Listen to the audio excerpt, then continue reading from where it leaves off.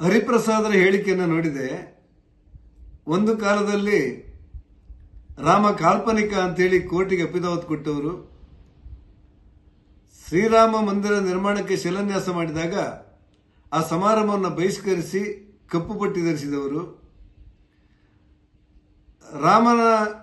ರಾಮ ಮಂದಿರದ ಶಿಲಾನ್ಯಾಸಕ್ಕೆ ರಕ್ತದ ಓಕುಳಿ ಹರಿಯುತ್ತೆ ಅಂತ ಬೆದರಿಕೆ ಹಾಕಿದವರು, ಆ ಬಾಬರಿ ಮಸೀದಿಯನ್ನು ವಿಸರ್ಜನೆ ಮಾಡುವ ಸಂದರ್ಭದಲ್ಲಿ ರಾಮ ಭಕ್ತರನ್ನು ಗುಂಡಿಟ್ಟು ಕೊಂದು ಸರವು ನದಿಗೆ ಎಸೆದವರು, ಇವತ್ತು ರಾಮನ ಬಗ್ಗೆ ತುಂಬ ಪ್ರೀತಿಯಿಂದ ಮಾತನಾಡುವುದು ಬಹಳ ಒಳ್ಳೆ ಬೆಳವಣಿಗೆ ಅಂತ ಅನಿಸುತ್ತೆ.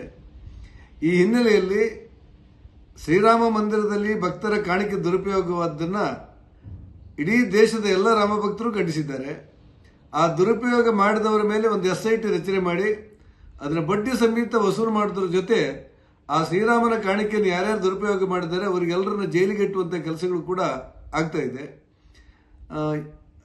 ಉತ್ತರ ಪ್ರದೇಶದ ಮುಖ್ಯಮಂತ್ರಿ ಯೋಗಿ ಆದಿತ್ಯನಾಥ್ ರವರು ರಾಮ ಮೆಚ್ಚುವಂಥ ಕೆಲಸವನ್ನು ಮಾಡ್ತಾರೆ ಅಂತ ಹೇಳಿ ಎಲ್ಲ ರಾಮ ಭಕ್ತರಿಗೆ ವಿಶ್ವಾಸ ಇದೆ. ನಾನು ಕಾಂಗ್ರೆಸ್ಸಿಗೆ ಹೇಳ್ತಾ ಇರೋದು, ದಿಢೀರಾಗಿ ನಿಮಗೆ ಇವತ್ತು ರಾಮನ ಬಗ್ಗೆ ಪ್ರೀತಿ ಬಂದಿರೋದು, ರಾಮನ ಬಗ್ಗೆ ಭಕ್ತಿ ಬಂದಿರೋದು, ರಾಮನ ಭಕ್ತರಾಗಿ ಪರಿವರ್ತನೆ ಆಗುವುದು ಒಂದು ರೀತಿ ಒಳ್ಳೆ ಬೆಳವಣಿಗೆ ಅಂತ ನಾವು ಒಪ್ತೇವೆ. ಅದೇ ರೀತಿ ಜಾನವಾಪಿ ಬಗ್ಗೆ, ಮಥುರದ ಬಗ್ಗೆ ಎಲ್ಲೆಲ್ಲಿ ಹಿಂದೂಗಳಿಗೆ ಅನ್ಯಾಯವಾಗಿದೆ ಅವರೆಲ್ಲರ ಪರ ನಿಲ್ತೇವೆ ಅನ್ನುವಂಥ ವಿಶ್ವಾಸವನ್ನು ನೀವು ಮತ್ತಷ್ಟು ಪ್ರಕಟಿಸಬೇಕು ಅನ್ನೋದು ನನ್ನ ಆಗ್ರಹ. ಉತ್ತಮ ಸಂಸ್ಕಾರಯುತ ಶಿಕ್ಷಣದೊಂದಿಗೆ VSS English medium CBSE school Udupi Muddur.